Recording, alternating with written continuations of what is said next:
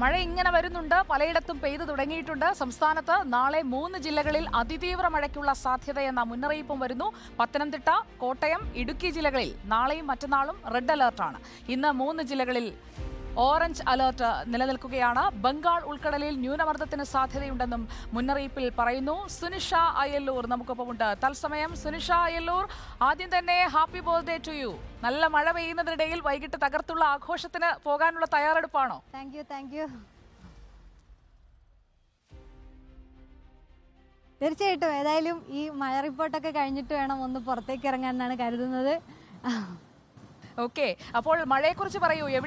എവിടെയുള്ളവരൊക്കെയാണ് കയ്യിൽ കുടയെടുക്കേണ്ടത്? വീട്ടിൽ നിന്ന് പുറത്തിറങ്ങാതെ ഇരിക്കേണ്ട സാഹചര്യമുണ്ടോ? വൻ മഴയാണോ വരുന്നത്? എന്തൊക്കെയാണ് കാലാവസ്ഥാ കേന്ദ്രം പറയുന്നത്?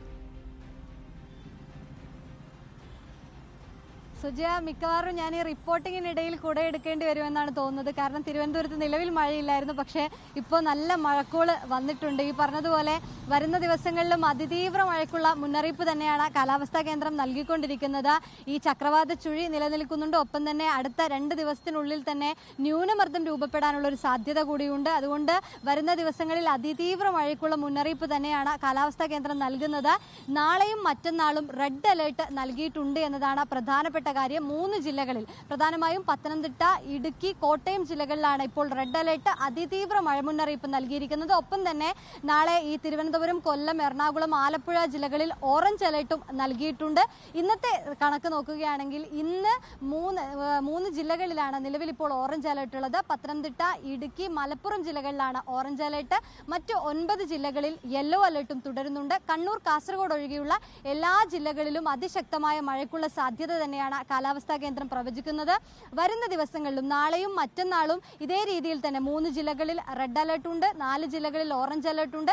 മറ്റ് ഈ കണ്ണൂർ, കാസർഗോഡ് ഒഴികെയുള്ള മറ്റെല്ലാ ജില്ലകളിലും മഴ മുന്നറിയിപ്പുമുണ്ട്. പക്ഷേ ഈ 2 ദിവസത്തിന് ശേഷം എല്ലാ ജില്ലകളിലും സമാനമായ രീതിയിൽ തന്നെ ശക്തമായ മഴ ലഭിക്കുമെന്നതാണ് കാലാവസ്ഥാ കേന്ദ്രം നൽകുന്ന മുന്നറിയിപ്പ്. അടുത്ത ഈ മറ്റന്നാളോടുകൂടി 7ഓളം ജില്ലകളിൽ ഓറഞ്ച് അലർട്ടും പ്രഖ്യാപിച്ചിട്ടുണ്ട്. ഏതായാലും അത്തരത്തിലുള്ള ജാഗ്രതാ നിർദ്ദേശങ്ങൾ പാലിക്കണമെന്ന് കേന്ദ്ര കാലാവസ്ഥാ വകുപ്പും ദുരന്ത നിവാരണ അതോറിറ്റിയും നിർദ്ദേശം നൽകുന്നുണ്ട്. പ്രധാനപ്പെട്ട ഒരു കാര്യം കാറ്റാണ്. അതിശക്തമായ കാറ്റിനുള്ള സാധ്യതയുണ്ട്. ഒപ്പം ഇടിമിന്നലോടുകൂടിയ മഴയ്ക്കാണ് സാധ്യത. അതിൻ്റെതായ രീതിയിലുള്ള ജാഗ്രത പാലിക്കണമെന്നൊരു നിർദ്ദേശമുണ്ട്.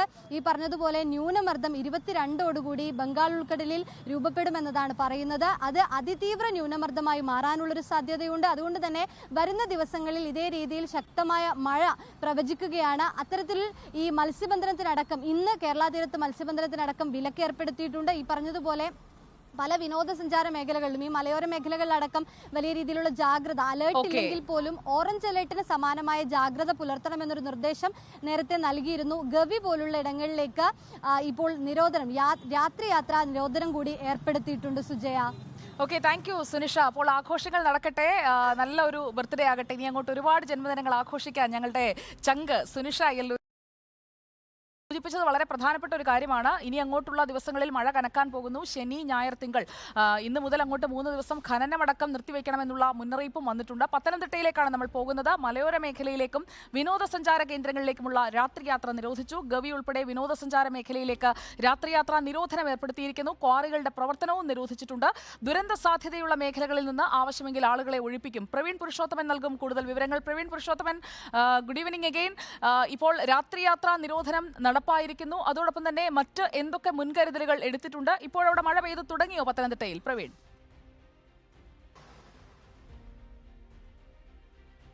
പത്തനംതിട്ടയുടെ മലയോര മേഖലകളിലും ഒപ്പം തന്നെ തിരുവല്ല, റാന്നി, അടൂർ ഉൾപ്പെടെയുള്ള ഭാഗങ്ങളിലുമെല്ലാം ഇപ്പോൾ മഴ ലഭിക്കുന്നുണ്ട്. നാളെ റെഡ് അലർട്ടാണ് പ്രഖ്യാപിച്ചിരിക്കുന്നത്. ഈ ഒരു സാഹചര്യത്തിലാണ് ഇപ്പോൾ ജില്ലാ ഭരണകൂടം അടിയന്തരമായിട്ടുള്ള മുന്നറിയിപ്പുകൾ നൽകിയിട്ടുള്ളത്.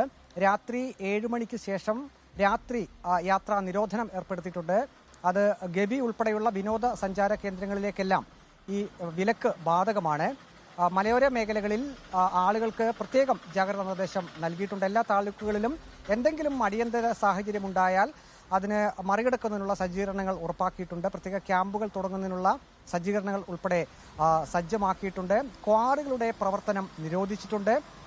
അതുപോലെ തന്നെ ഈ ദുരന്ത നിവാരണവുമായി ബന്ധപ്പെട്ട് അതുമായി ബന്ധപ്പെട്ട ഉദ്യോഗസ്ഥർ ജില്ല വിട്ട് പോകരുത് എന്നൊരു പ്രധാനപ്പെട്ട നിർദ്ദേശം കൂടി ജില്ലാ കളക്ടറുടെ ഭാഗത്തു നിന്ന് വന്നിട്ടുണ്ട്. ഏതായാലും ഇപ്പോൾ മഴയുടെ ശക്തി അല്പം കുറവാണ് എങ്കിലും നാളെ രാവിലെ മുതൽ തന്നെ റെഡ് അലർട്ട് ആ തീവ്രതയിലായിരിക്കും മഴ പെയ്യുക എന്നാണ് മുന്നറിയിപ്പ് വന്നിരിക്കുന്നത്. ആ ഒരു സാഹചര്യത്തിൽ കൂടിയാണ് ഇപ്പോൾ ജില്ലാ ഭരണകൂടം ജാഗ്രതാ നിർദ്ദേശവും നൽകിയിരിക്കുന്നത്. ജില്ലയിലെ നദികളിൽ ഇപ്പോൾ ജലനിരപ്പ് വലിയ പ്രശ്നമില്ല എങ്കിൽ പോലും മഴയുടെ ശക്തി കൂടുതലായാൽ നാളെ ഒരുപക്ഷെ ജലനിരപ്പ് ഉയരാനുള്ള സാധ്യതയൊക്കെയുണ്ട്.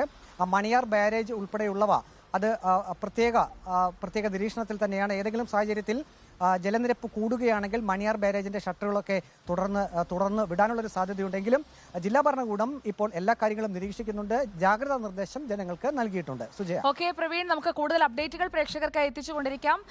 ഏറ്റവും പുതിയ മുന്നറിയിപ്പുകളാണ് പ്രവീൺ പുരുഷോത്തമൻ പത്തനംതിട്ടയിൽ നിന്ന് പങ്കുവച്ചത്. ജാഗ്രതയോടുകൂടി മുന്നോട്ട് പോവുക. കനത്ത മഴയാണ് വരുന്നത്. അപ്പോൾ റെഡ് അലർട്ടുള്ള ജില്ലകളിലെ പ്രേക്ഷകർ പ്രത്യേകം ശ്രദ്ധിക്കുക. നിങ്ങൾ ഈ അറിയിപ്പ് നിങ്ങളുടെ പ്രിയപ്പെട്ടവരിലേക്കും എത്തിക്കുക.